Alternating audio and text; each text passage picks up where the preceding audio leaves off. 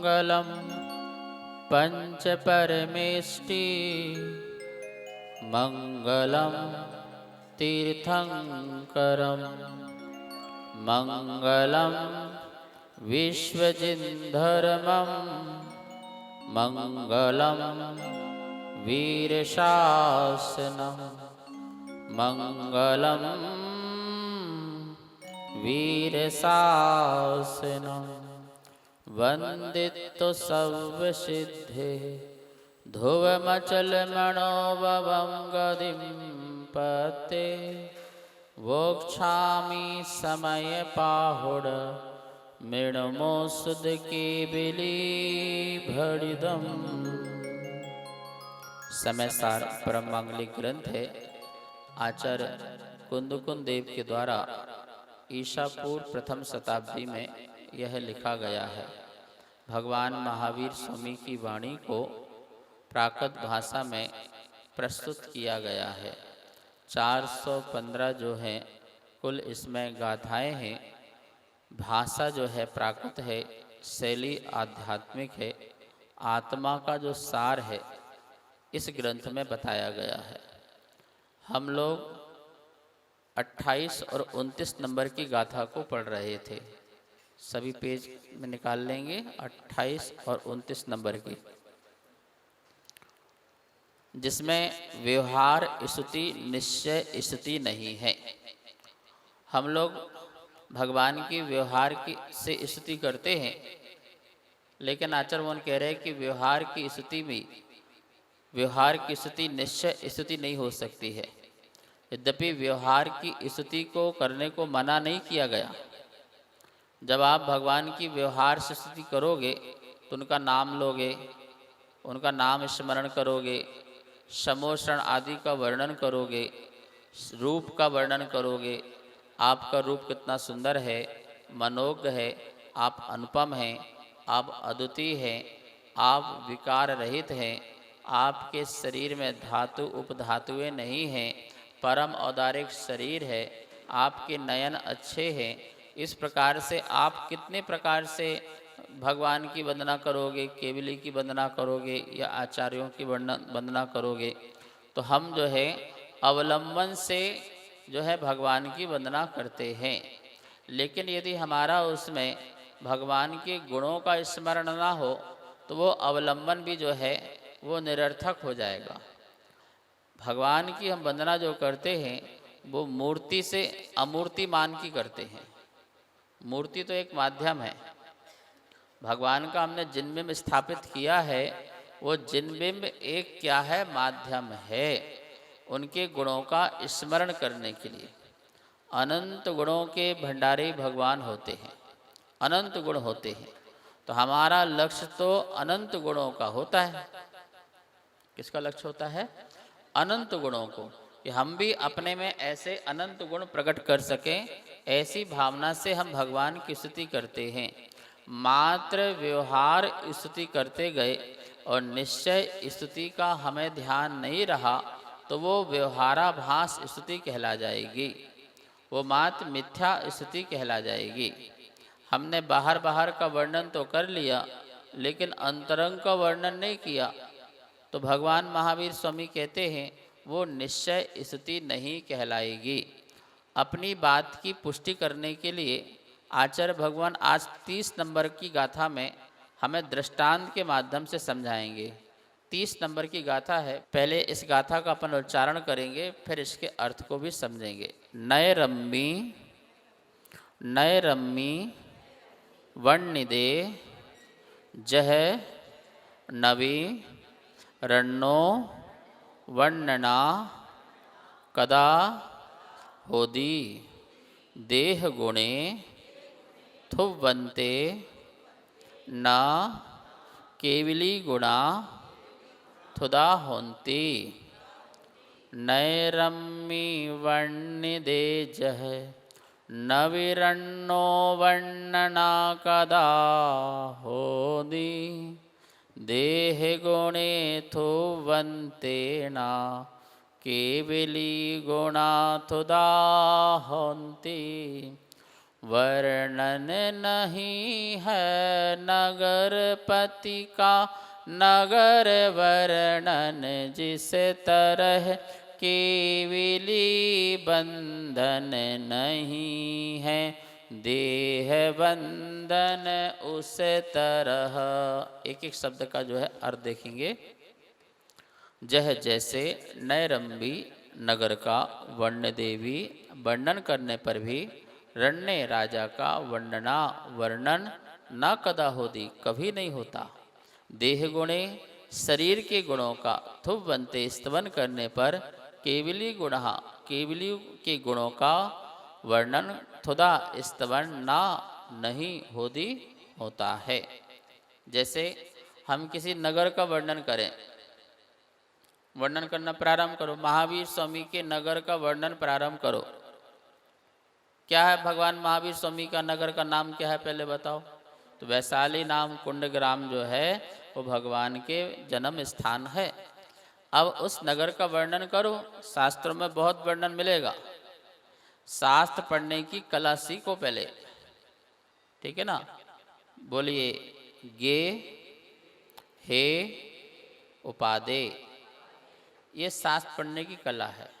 गे मतलब जानना, जानना हमें सब है, जानना सब है, जानना सब कुछ है, पर उस जानने में हे क्या है और उपादे क्या है ये हमें पता करना है। हे मतलब छोड़ने योग और उपादे मतलब ग्रहण करने योग। हमें उसमें क्या ग्रहण करना है और क्या हमें उसे छोड़ना है ये हमें ध्यान में रखना है। हमें महावीर का बारे में जानना है तो निश्चित ही हमें महावीर की सारी स्टोरी पता होना चाहिए। कहाँ उनका जन्म हुआ है, कहाँ उन्होंने तप किया है, दीक्षा ली है, कहाँ संसार में भ्रमण किया है, केवलत्व को कहाँ प्रकट हुए हैं और कहाँ से उन्होंने मोक्ष की प्राप्ति की है। ये सारा ज्ञान करने के लिए आचार्य भगवान पुराण लिखते हैं। जब पुराण लिखेंगे तो उसमें सारे के सारे रस भर देंगे, सारे रस होंगे। 9 रस जितने हैं वो सारे के सारे उसमें रस होंगे। ऐसा कोई रस नहीं होगा जो उसमें रस ना हो, ठीक है ना? क्योंकि महापुराण की कंडीशन यही है। महाकाव्य, महाकाव्य किसे कहते हैं? महाकाव्य उसे कहते हैं जिसमें एक नायक हो। एक क्या होना चाहिए? नायक होना चाहिए। और 9 की 9 रसों में से 50% जो है अलंकार श्रृंगार रस होना चाहिए। कितने परसेंट? कम से कम 50% का वर्णन होना चाहिए। इसलिए कभी आप जिनसेन आचार्य स्वामी का महापुराण आदि उठा के देखेंगे तो आप बोलेंगे कितना वर्णन है, अलौकिक वर्णन है। तो जिन्हें महाकाव्य की बात पता होगी तो उन्हें तो रस आएगा कि अरे ऐसा। जिनसेन स्वामी ने जिस समय वो महाकाव्य लिखा था तो संसार में बड़े बड़े प्रकांड विद्वान थे। जब उन्होंने वह महापुराण पढ़ा तो उन्होंने कहा ऐसा अद्भुत तो लिखा ही नहीं जा सकता है। उस समय के समस्त पुराणों में सर्वोपरि आदिनाथ पुराण था, महापुराण। इतना सुंदर महाकाव्य लिखा गया था संस्कृत भाषा में। तो ऐसे महापुरुष का जब वर्णन किया जाएगा तो कितना वर्णन होगा। अब महावीर पुराण, महावीर स्वामी का वर्णन होगा तो लिखा जाएगा कि इस जम्बू द्वीप के भरत क्षेत्र में, आरखंड में, बिहार प्रांत में एक महान सुंदर नगरी, स्वर्ग सम नगरी। अब उस नगरी का वर्णन होगा। कैसी थी भगवान महावीर स्वामी की नगरी? जहाँ पर 7000 स्वर्ण कलश वाले महल थे, 14,000 रजत कलश वाले महल थे और 21,000 ताम्र कलश वाले महल थे। इस प्रकार से महलों से वहाँ पर सैकड़ों पोखर थे, सरोवर थे, बावड़ियाँ थी। लिच्छवी गण के लोग वहाँ पर रहते थे, ब्रात्य लोग वहाँ रहते थे, जो अपने धर्म के प्रति जो बड़ी भावना रखते थे और अपनी नगर की सुंदरता को बनाए रखने के लिए वो अलग अलग प्रकार से फैशन करने वाले भी थे। ऐसा ललित विस्तर, दीर्घ निकाय, मज्जी निकाय आदि ऐसे ग्रंथों में, बौद्ध ग्रंथों में बहुत सुंदर वर्णन आया हुआ है। जैसे एक कॉलोनी यदि लिच्छवीगढ़ों की है, लाल रंग की है, तो सब कुछ लाल होगा। मकान लाल, घोड़े लाल, रोड लाल, उनके कपड़े लाल, मतलब हर चीज़ क्या होगी। और दूसरी कॉलोनी पीले रंग की है तो हर चीज़ क्या होगा, मतलब ऐसे फैशन करने वाले लोग थे। भगवान महावीर स्वामी की नगरी जो थी दुनिया की सबसे अनुपम और सुंदर नगरी थी।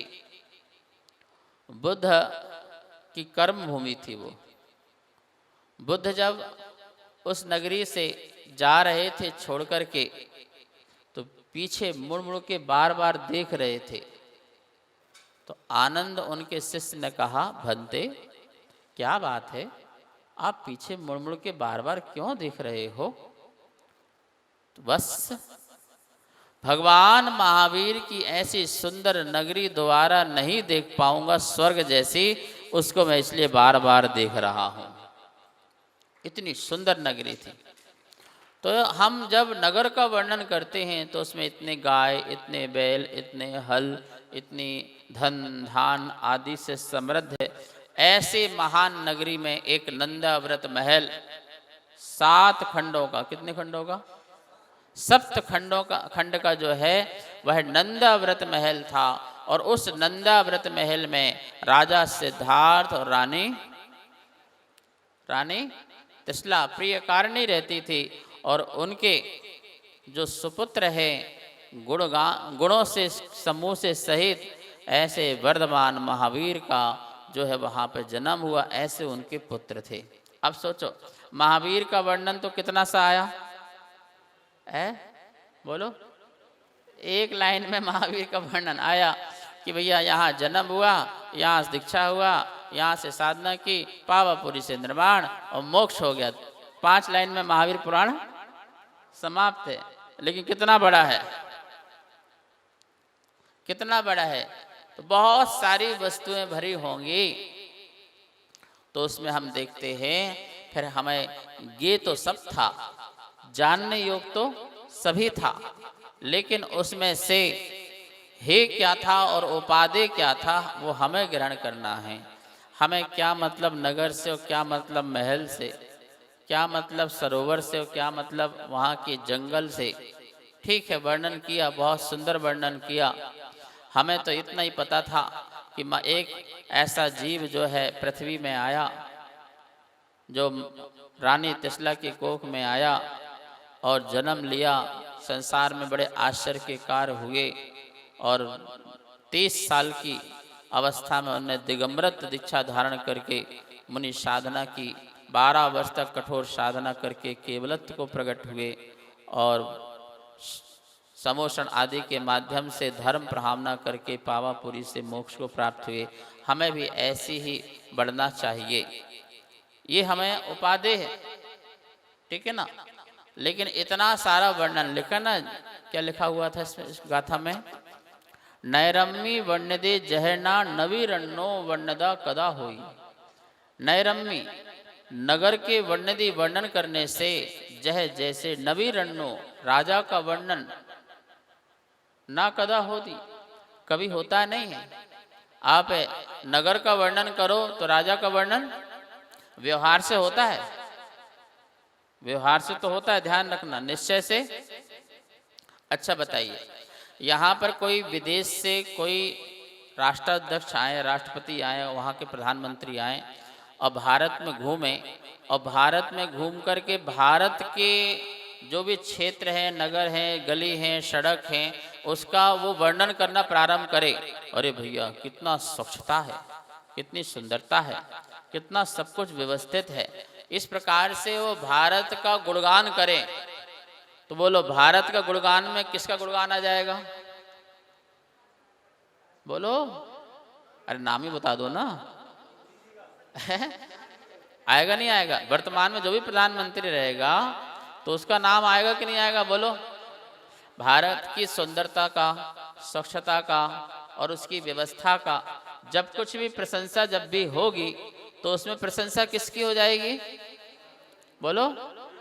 प्रशंसा हो जाएगी ना, पक्का राजा की हो जाएगी। तो ये व्यवहार से, ये किससे, ऐसे ही हम जिनालय का वर्णन करें, भैया विवेक विहार में कितना सुंदर मंदिर बना है, बड़ा दिव्य है, बड़ा भव्य है, पाषाणों का बना हुआ है, नक्काशी है, यहाँ की पत्थर देखो, यहाँ की व्यवस्थाएं देखो, जितनी सुंदरता वर्णन होगा तो उन सब में वर्णन किसका हो जाएगा, किसके कारण है, ये भगवान के कारण है। किसके कारण है, भगवान की दिव्यता है, भव्यता है, जिसके कारण जिनालय का क्या हुआ, समोसरण का वर्णन करते हैं। आप आदिनाथ पुराण में पढ़िए, कितना भव्यता से उसमें समोसरण का वर्णन लिखा हुआ है, पढ़ने लायक है। तो समोसरण का जितना भी वर्णन हो रहा है वो किसके कारण हो रहा है, बोलो। सोचो, उसमें महावीर स्वामी ना बैठे हो समोसरण में और समोसरण का बढ़िया वर्णन चल रहा हो तो उसमें क्या इंटरेस्ट, कुछ नहीं। ऐसी भगवान की वेदी में भगवान ना हो और वेदी का मंदिर का वर्णन चल रहा हो, प्रशंसा गुणगान चल रही हो, अच्छा भैया ये सब तो कहरा किया है, अंदर कौन है तो बताओ, नहीं अंदर खाली है, अरे बेकार है, चलो यहाँ से है। जिसके निमित्त से ये मंदिर बना हुआ है और उसका ही वर्णन नहीं। देखो यहाँ पर सुंदर व्यवस्थाएं यदि मिले और बाहर से लोग आए तो समाज की प्रशंसा होगी कि नहीं होगी, बोलो। व्यवस्थापक की प्रशंसा होगी नहीं होगी, ठीक है ना।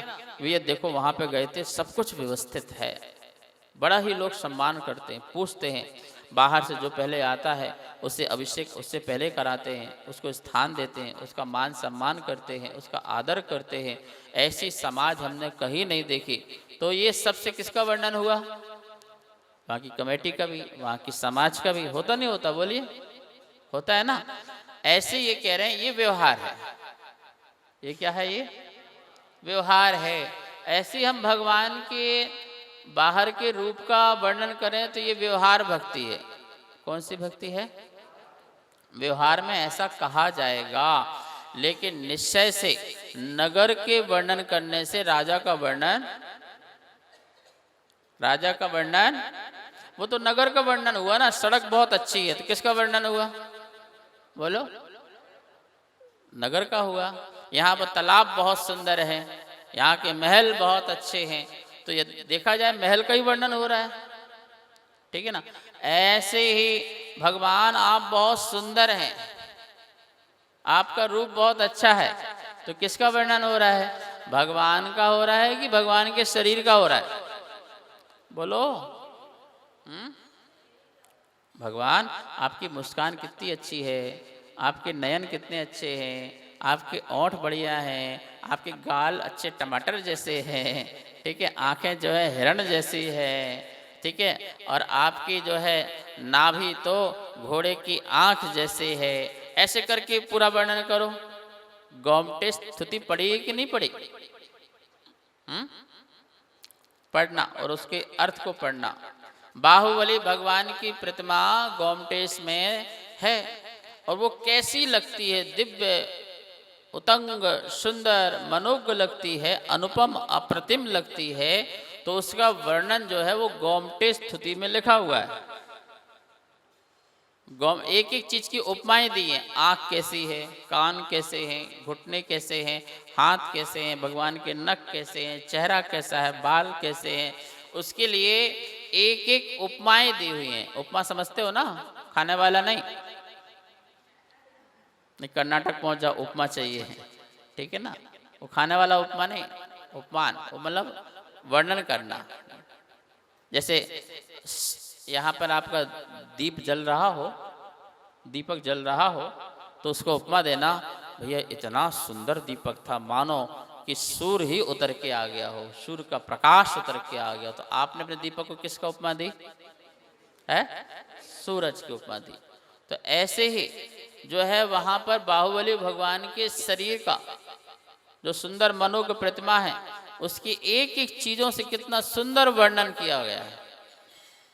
तो बहुत तरीके से अच्छे से वर्णन किया हुआ। ऐसे ही कह रहे हैं कि बाहुबली के शरीर के वर्णन से बाहुबली का वर्णन नहीं है,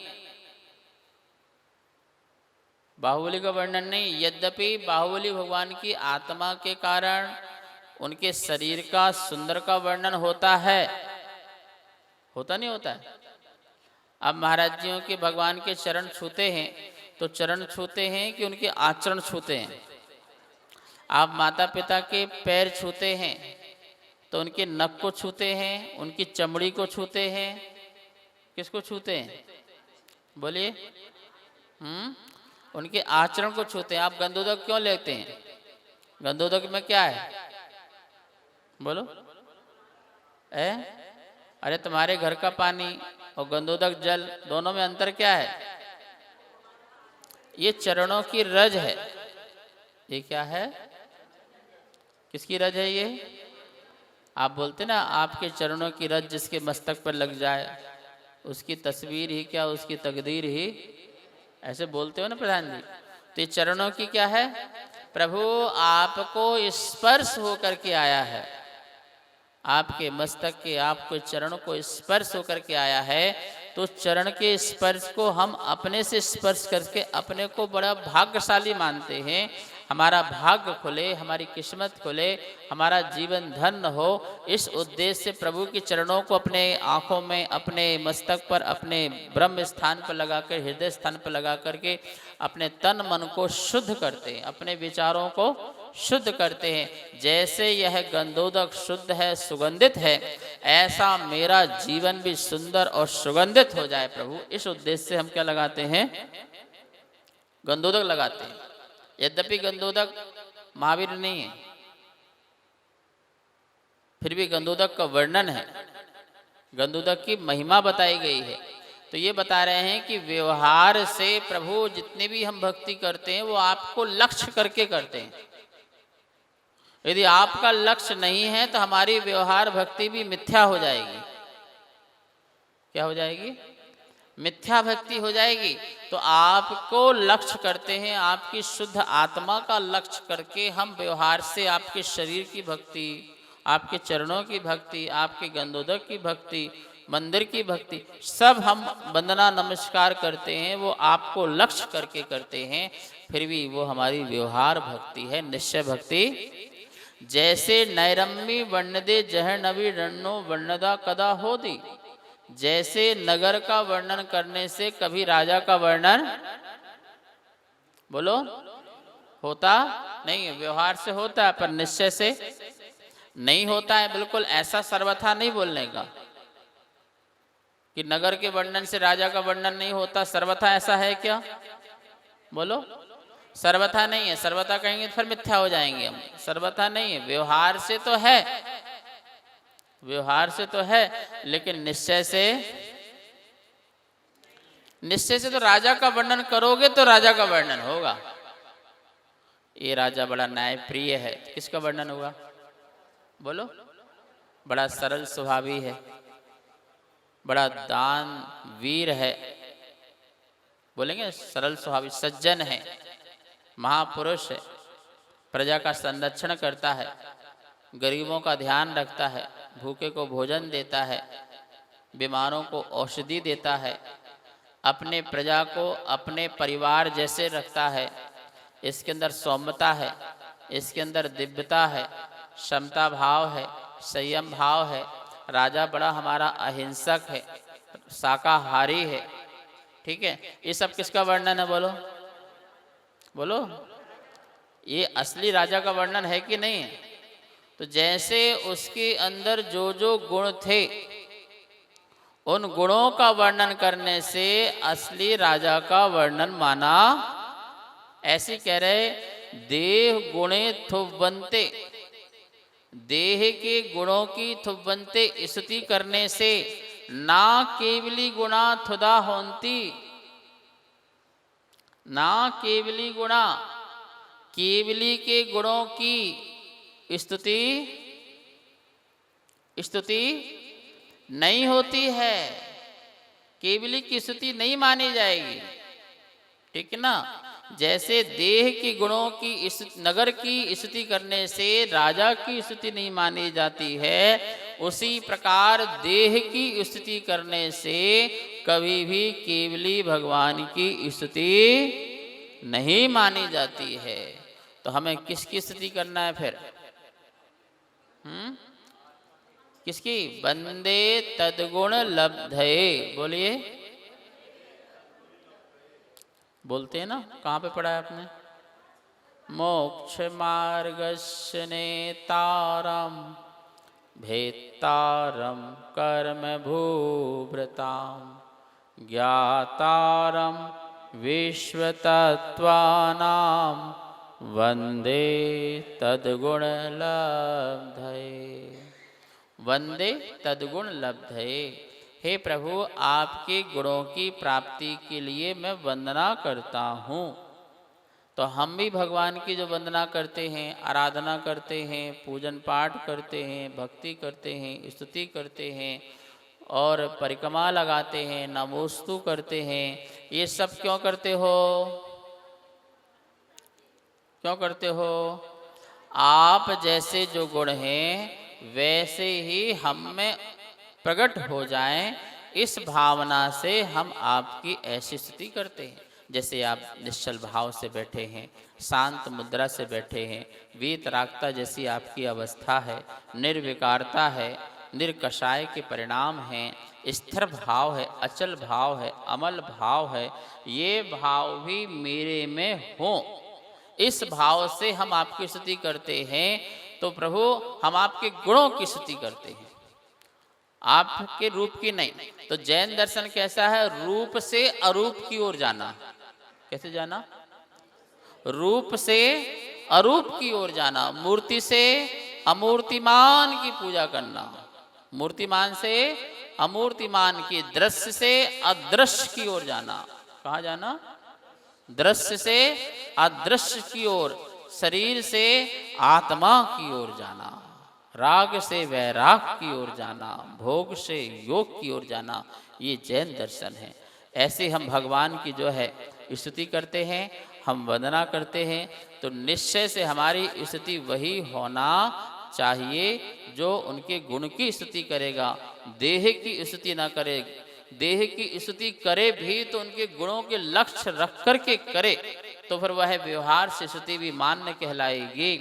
लेकिन निश्चय से उनके गुणों की जो स्तुति करता है वही स्तुति जो है मान्य है, वही सर्वश्रेष्ठ स्तुति कहलाती है। बस आज इतना ही। कार्यक्रम पाठशाला के पुण्यार्जक थे श्री दिगंबर जैन मंदिर, लोधी कॉलोनी, दिल्ली।